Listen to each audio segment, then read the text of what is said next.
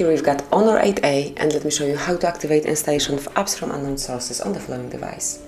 So first of all, you have to open the settings, then find and select security and privacy, and then go to more settings. Click on install apps from external sources, and now you can give permission to some particular application, so just pick the one that you would like to give this permission to. It can be Facebook, for example, and then tap on allow from this app, so allow app installs. Once the indicator is active, it means that you will be able to install some other application or download it through this source. So this is it, just pick the app that you would like to give this permission to, and then it will be done quickly by tapping on the indicator right here. So that would be all, this is it. Thank you for watching, please subscribe our channel and leave the thumbs up.